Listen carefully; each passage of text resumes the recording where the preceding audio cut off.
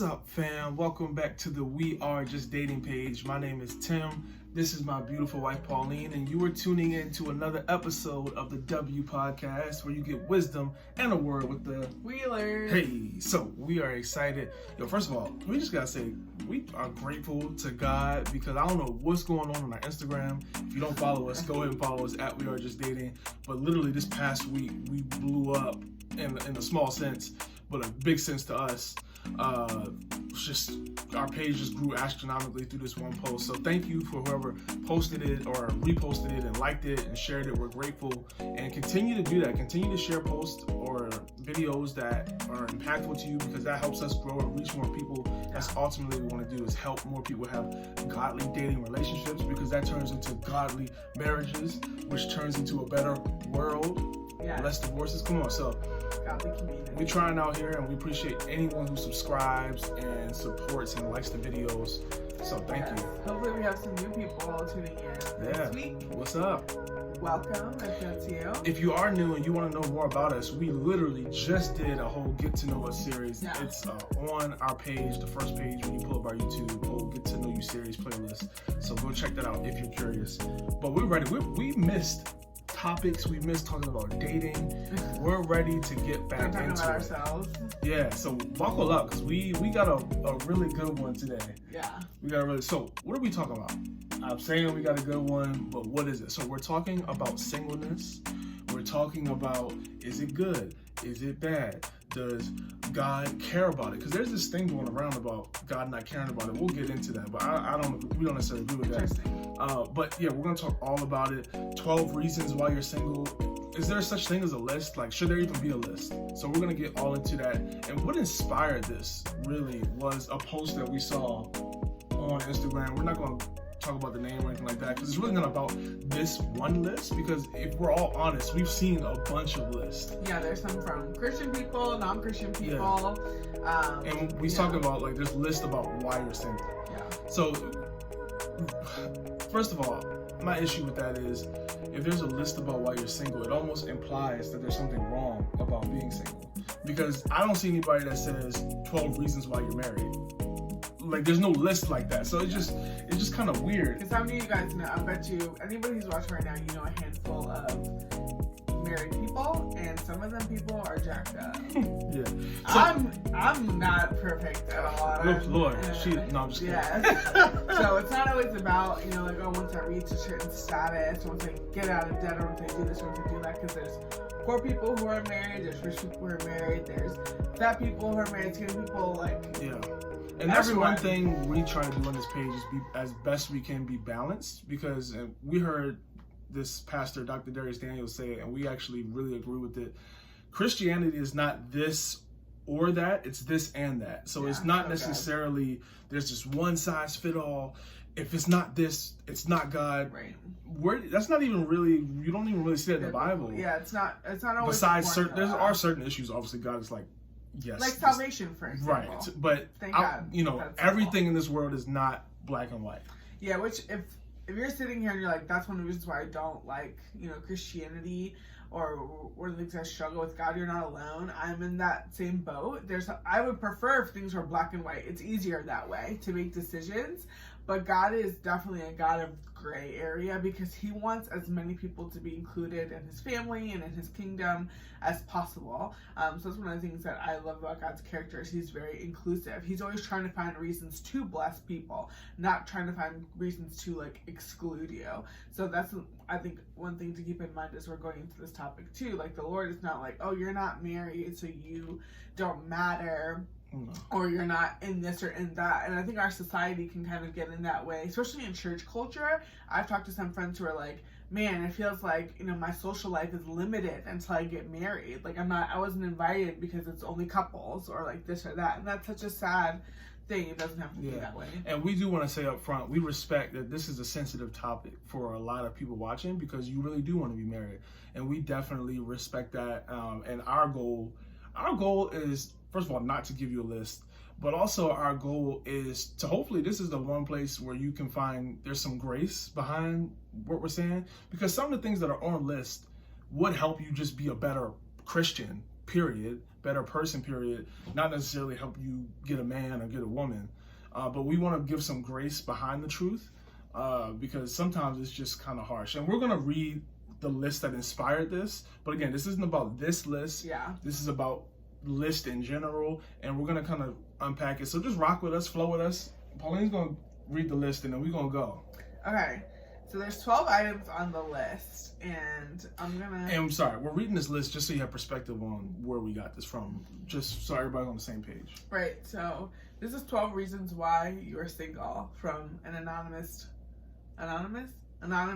Yeah. source. And don't take this to heart because there's going to be some harsh sayings. And that's another thing about list. They're not personal, they have no context. So go ahead. We don't endorse this, we're just sharing. Yeah. Okay, number 1, you're physically not attractive. Number 2, you turn people down that you shouldn't. Number 3, you have no game. Number 4, you wasted time dating somebody for a long time and now you are maybe a little bit older. Number 5, you have a personality flaw or character flaw. Number 6, you have friends of the opposite sex that are perhaps like repelling a boyfriend or a girlfriend or threatening them. Number 7, you work too much. Number 8, you are at church too much. This is definitely for Christians. Number 9, you have a dysfunctional family. Raise your hand if you have a dysfunctional family. I think that's everybody. So I'm just going through this list like I would fail all of these. No, except for the best friend one. Number 10, you are selfish. Number 11, you have bad taste in men or women. And number 12, you are going for people who are out of your league, or you are not welcoming to the people who are attracted to you. Wow. That's a long list. It is long, and I know that we kind of breezed through it, but that's because we don't want you guys to like focus on number 3, number 4, whatever. Yeah. It's just giving you an idea of kind of like what are some things that are out there that some people say, or perhaps some reasons why someone is single. So, babe, what did you think about this list or other lists like this when you first? Yeah, I mean, like you said, most people don't measure up necessarily to everything on the list, and we talked about it earlier. We really feel like a lot of these things on the list actually could be helpful to you, but it's not something that you do a one-time check off. Like, it's something that you're constantly pursuing. Everybody, myself included. Yeah. I'm married and I'm constantly improving on everything on this list and making sure that I'm just kidding, he's very charming. Making sure, but sometimes I'm not. So everything on this list is like a daily let's get better, let's grind to get better at this. Right, exactly. And let me just say, first of all, there's some benefits to being single. And a lot of y'all already know that, but some people are like, man, I don't know any benefits to being single. And there's this pastor, he has this thing, he's like, look, here's one of the benefits to being single. When you leave your house, if you left it clean, you come back, it's going to be clean. But if you have a roommate, if you have or a room, you live with your siblings, well, at least your room will be clean. I know. Because I leave the house, I leave it spotless. I come home. It's not me, it's Joshy. I don't know. There's a lot of stuff going on. So there are some benefits, and we're being silly about that, but obviously there are a lot of benefits to being single. You can do a lot of things, like whatever you want, essentially. You can spend your money how you want. Yeah, you don't have somebody telling you can't buy shoes. When I was saying, I bought.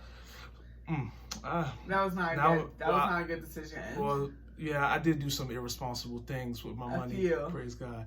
But yeah. So yeah, I think that's a good point, though. I think first we just want to say, to the point earlier, like, singleness is not a curse. It's not a disease that you need to get rid of, or like a sickness. And I think most people know that, but just stating it again, because the hard thing about singleness is it's not necessarily something that you can control. You can't go to the store and buy a husband. Now, here's one of the arguments. Some people are saying with these lists that you can control being single. Like some people say it's your fault. Do you agree with that? So I would say, because I've seen such posts, I would say you can control maybe how often you're going out on a date. And I think you can control that. I'm speaking from a female point of view, because if we're following the whole model of like female, I'm the one, I let men pursue me as a female. I'm not going out asking men, will you go on a date with me? So if we're taking that approach, I think you can control, or you can contribute, let's say that. About to say, how much you can contribute to how much you're going on dates, in the sense that you can be very social, you can be on dating apps, you can post thirst traps if you really wanted to. No, we don't endorse that. Right, but that's what I'm saying. It's all about, it's the balance between like quality and quantity. So if contribute is a much better word though. You can contribute to it, and like, if you are somebody who sits in your basement and you play video games all day, like, the chances of you dating somebody who's not also on your, because I know you can meet people on the video. That was beyond, I never liked video games, but like, I know that you can meet people that way, but outside of that, like, if you're like a hermit crab, the chances of you meeting somebody are going to be pretty slim or slimmer. But there's also people who are antisocial who are married, so it's like, it's, again, it's this and that. There's no one size fits all, and that's one of the issues with List. Is that List tries to act like there's a one size fits all for why you're single, and it's really not. One thing we wanted to touch on, there's this thing going around, and you told me about it. You saw it on TikTok or something. Somebody sent you a TikTok, and it was essentially saying that God doesn't necessarily play a role in you dating. Maybe you can say it. So the post is, it's pretty much like TikTok, and I don't know who this person is who made the TikTok, so I can't even properly reference it, and it's probably best. But essentially, it's this notion that Christians are weird about dating, and they make dating like a really weird spiritual thing. And it's like, why do you need to pray about it? Or like people saying like, oh, like God told me to ask you out on a date. It is weird, I think, to go all the way to say, God told me you're my husband when you don't even know them. Like, that's so weird. Maybe just keep that, just journal that. And then maybe in 6 months, we'll see how on point you were with hearing God. But anyway, so it's that whole thing of like, just basically they were oversimplifying the whole act of dating as a Christian, saying if you want to go out with somebody, just ask them out. But also I think the trouble with that is like, well, what if the person doesn't want to go out with you? Yeah, my issue with that, and maybe that post was just focusing on dating and not necessarily marriage, but on this page we talk about dating leading to marriage. So in my opinion, I'm not really trying to go out on a date if I don't see myself marrying someone. That's me. And here's one of the reasons I have an issue with people saying there isn't necessarily any type of God factor in who you date or going out on dates or whatever. And no, I am not endorsing or saying that God necessarily tells you better marry this person or this is who you're going to marry. What I'm saying though is God definitely cares, in my opinion. I don't know how you can say that marriage, most people would agree, is the second most important decision you're going to make after giving your life to Jesus. Like, who you marry matters, because there's a quote, I don't remember it, but it's essentially saying like, who you marry dictates the course of your life. It dictates the well-being of your life, your level of happiness, because they're combined with you, and decisions they make affect you directly, no matter what it is. Like, if I gain weight, that affects her. It has affected her after this baby. You understand what I'm saying? That was personal. I'm losing it. Don't blame me. But in all seriousness, though, I don't know how. And even if you just look at Bible stories, yes, there actually is an instance where God told somebody, "Hey, marry this person." In Hosea 1:2, He told Hosea to marry. But then people argue that God said to marry a prostitute, not a specific one. I'm just saying. But yeah, all I'll say is that even if you go back to Adam and Eve, God did not tell Adam, "Hey, you better marry Eve," but He did present Eve to Adam. Yes. So it's not like God just made Adam or made Eve in some random wilderness and was like, "Man, I hope Adam finds her." Like, like God set him up for success. Yeah, He set him up for success. And I just feel like God does care about it, because it is such a big, first of all, we know He cares about it because He says that don't marry an unbeliever. Don't be unequally yoked. He's very clear about that. So I don't know, this notion that He doesn't care at all, I can't. Well, I've never heard anybody say that, but I think the idea is like, because there's balance, right? Just like we said, it's both and. It's not like I'll just ask out the first person that you see at Starbucks, but it's also don't take 6 months to, pray and hear and wait for blood on the wall for you to ask a girl on a date. We're not talking about, the decision for you to ask your girlfriend to be your wife. That's a completely different process of making that decision. I do think sometimes, from what I'm getting, it's like some Christians really struggle with like confidence and boldness, and like, oh, I can't ask this person out until the Lord tells me that they're my wife or they're my husband. And it's like, that is too heavy of too tall of an order to ask someone out on a date. Don't even ask them to be your girlfriend or your boyfriend yet. It's just like, let's take it one step at a time. I think you should have, to your point, I think that if you're in that state, you should have vision for like the type of person who you want to marry. And if that person fits the bill, you can say, hey, I would love to go on a date with them. I'm not, ready to decide if I want to marry you yet, but let's just take it one step at a time. So I think that maybe that's what that person on the TikTok was kind of getting at. And I didn't watch the full video. Please don't, I agree with that. I think that aspect, yes. If you're talking about just one date and equating it to, I'm not going to go on this date unless God tells me this is my spouse. Yes, that is weird. Because the Bible also says that God is a lamp to our feet, a light to our path. So like God is walking with us. So you can take a step and then like God will give you peace. Okay, that's cool.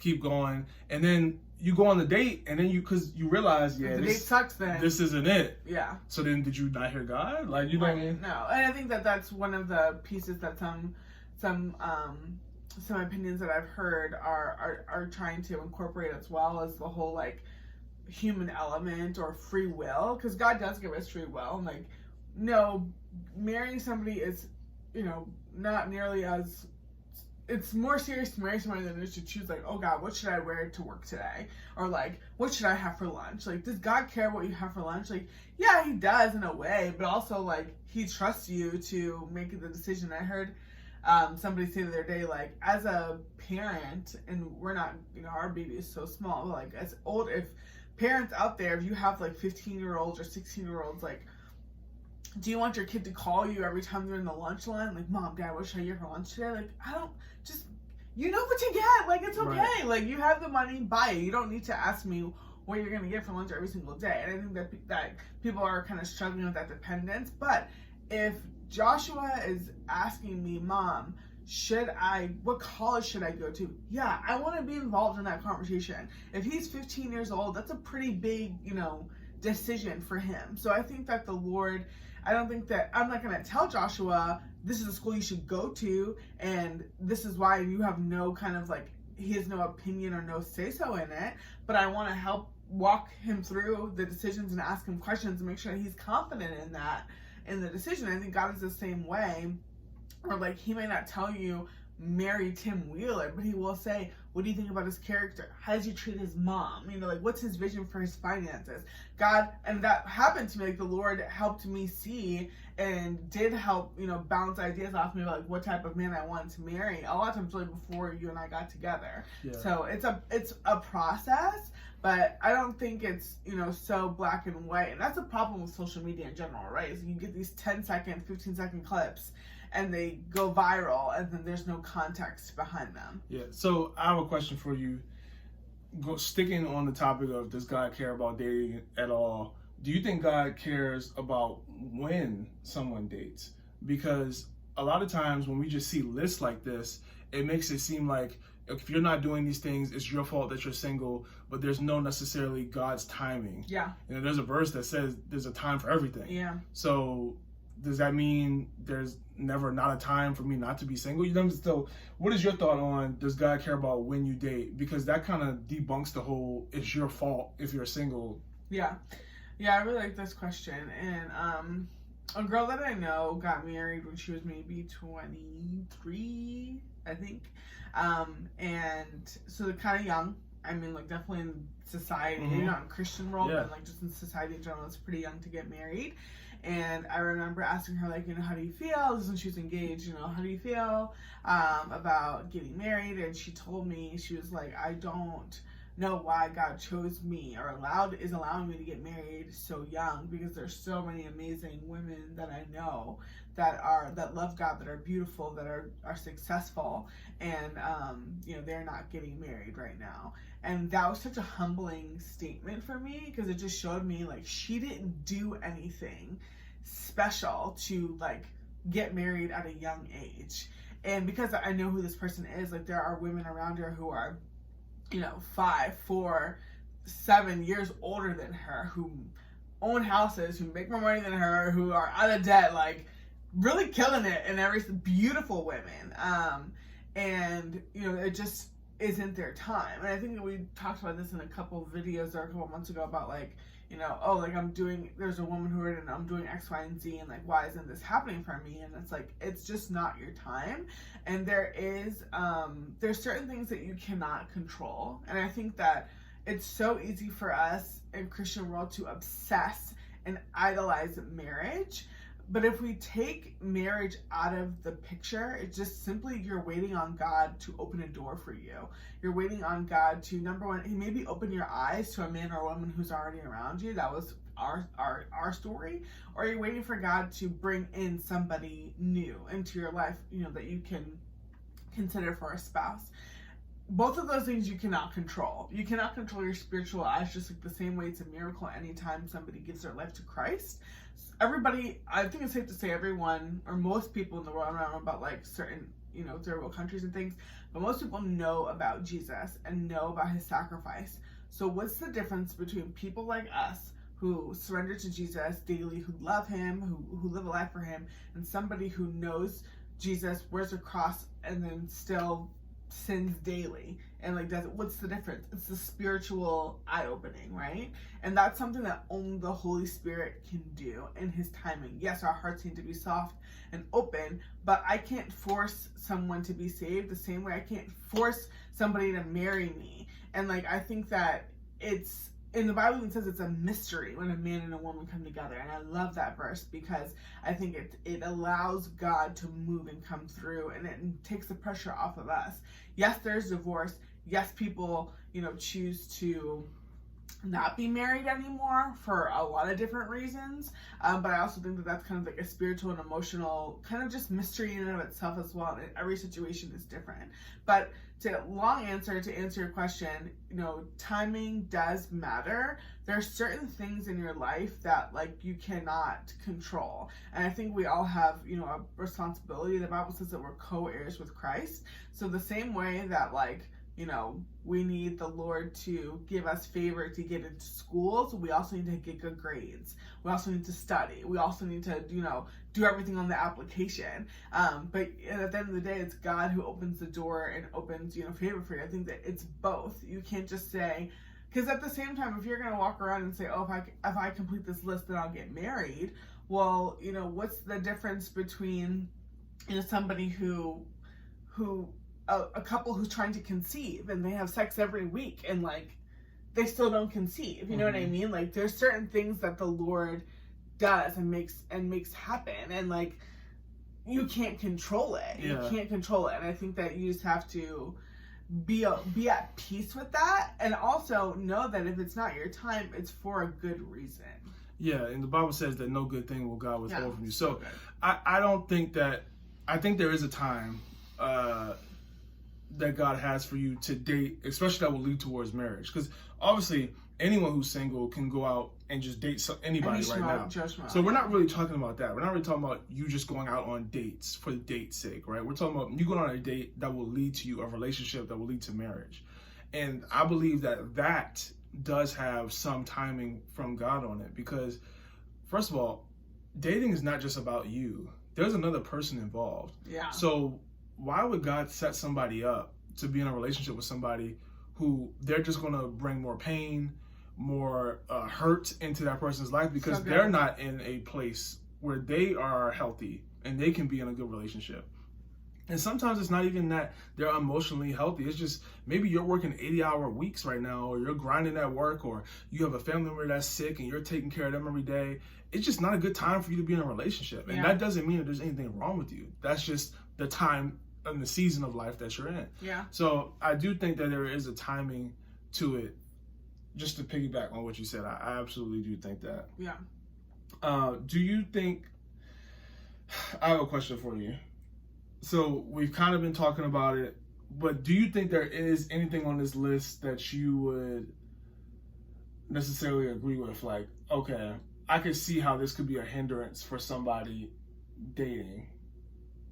like one of these things could get in the way of someone. I think all of these things, you working on yourself,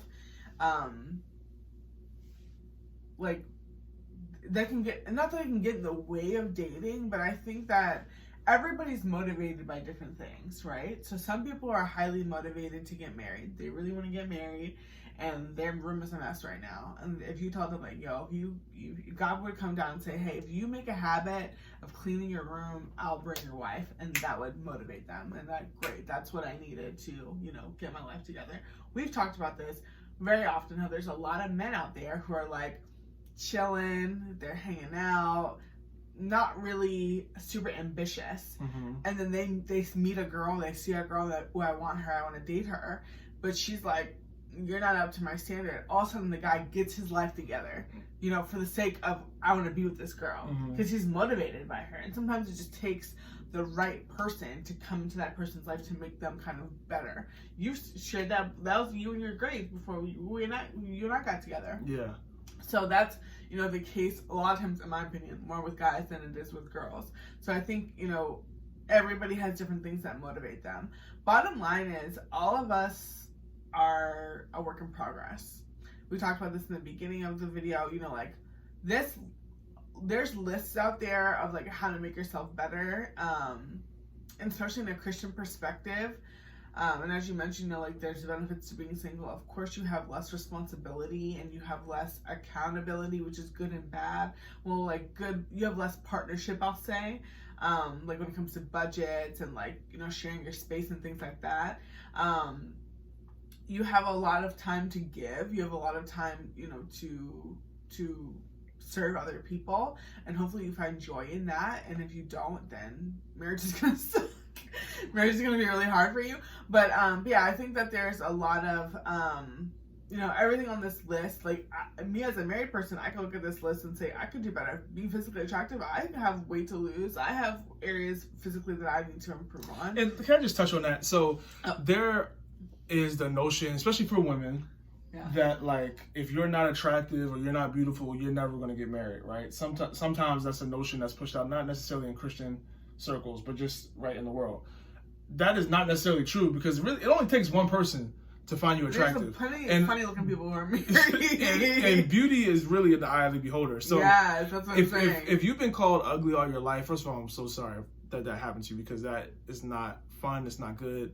But first of all, that doesn't matter, because God calls you beautifully and wonderfully made. Yeah. And two, there's somebody out of these 7 billion people on this planet that's going to find you attractive. So it only takes one person. Right, exactly. It only takes one. And that's why these lists are very, difficult, because it's not like being single or being married is not something that is like a certification. It's not like you have to be approved in order to get married. You just need somebody who wants to marry you, and you want to marry them back, and that's really it. And that can change, in a day. Like tomorrow, you can meet somebody who wants to marry you. It's very possible.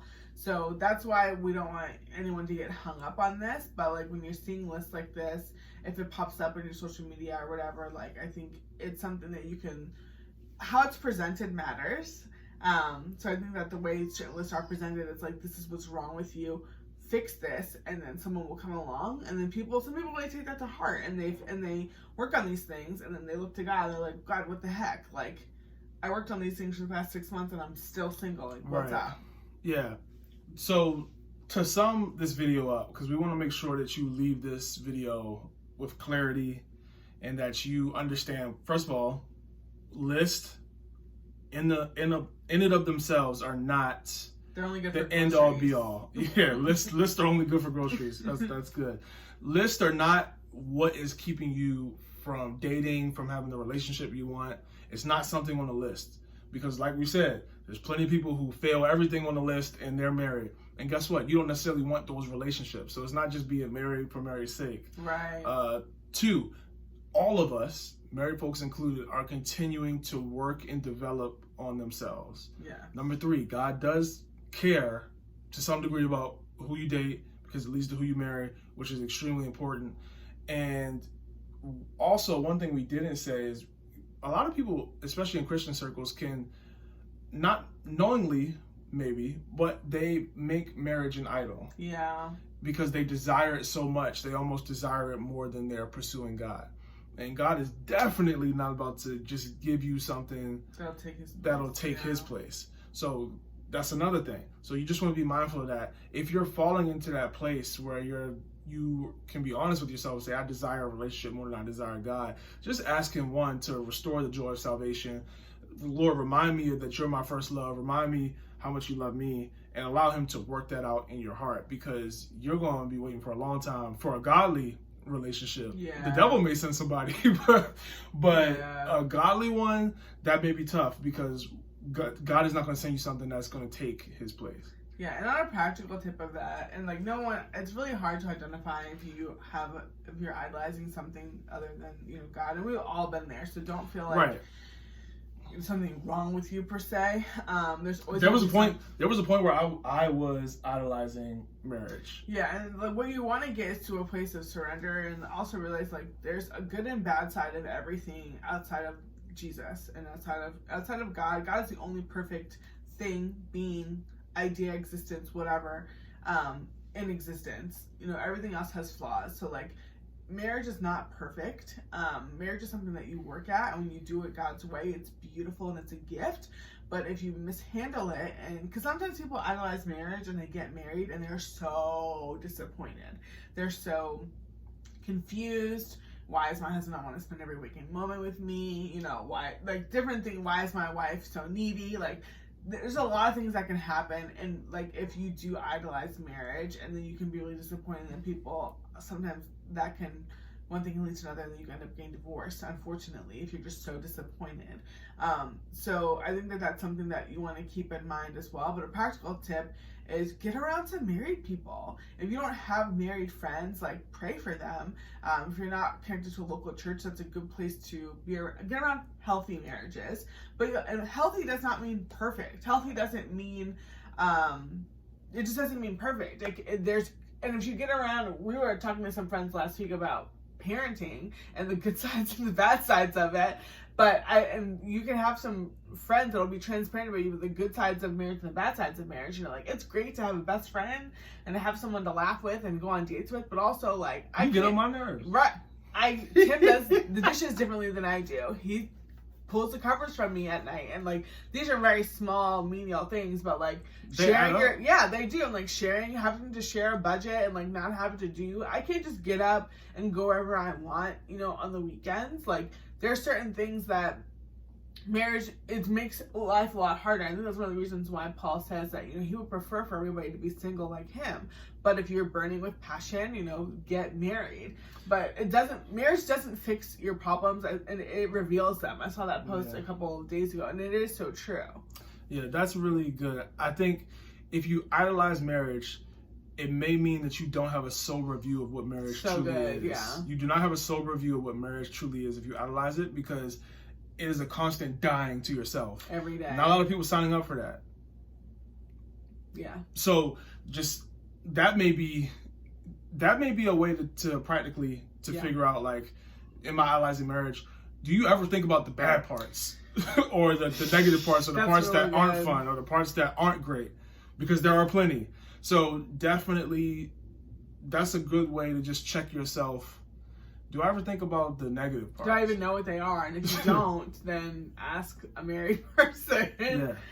We're not trying to discourage anybody from getting married, but we also want you guys to know what you're signing up for, because, you know, marriage is beautiful and it is a gift, but it is more hard work than anything else. And that's why it is important to keep date nights and your joy and all those things sacred, because, you know, they're under a constant attack. Marriage is not for the weak of heart, especially doing it God's way, where the enemy is constantly, you know, attacking you and wanting you to be pulled down. Make sure you're sober-minded about marriage. I think too it's important because, sorry, I should have mentioned this earlier, but like I think one thing that's hard about this list too is like there's not a lot of context for demographics. So obviously we're Black, if you guys couldn't tell, and I think it is a lot harder reading this list as a Black woman than maybe it would be for a different demographic, because statistically it's already harder for Black women. I don't want to say harder, but like the statistics aren't in our favor. The statistics show that it's less likely for a black woman to get married. Yeah. Based off those statistics, that's just fact, not necessarily our opinion, just with the stats. And you don't need statistics to be in your favor, sis. Let me tell you that, because God is on your side. That's the only person or thing you need to be on. You don't need 5 million men to want to marry you. You just need one, the right one, the best one, for that God has for you. That's it. So I think that, you know, a lot of times it can be discouraging. I think if I was single reading this list, I would be pretty discouraged, because it's like, I got my stuff together and it's still harder for me. And maybe there are, you know, other demographics of women who, you know, they don't have to have their stuff together as much because they have more options than other black women do.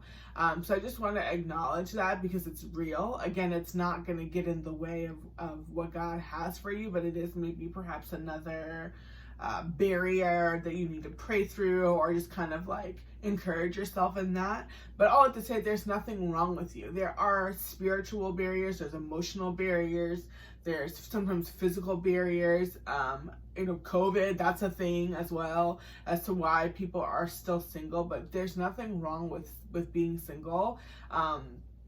Enjoying your singleness. If you have, you know, if you're watching this, hopefully, you know, you are single or whatever, but enjoying your singleness is one of the best gifts that you can give to yourself, because you really are not in control of when God's going to bring that godly man or godly woman into your life. But yeah, hopefully we feel like the pressure is off. This list can sometimes put pressure and also make you feel like you're in control of your life and your destiny a little bit more than you might actually be. Yeah, that's good. So we're going to end on that note. This has been another episode of the W Podcast. We hope that you liked it. Subscribe, share it with somebody if you think it'll help them. And we'll see you guys next week. Bye.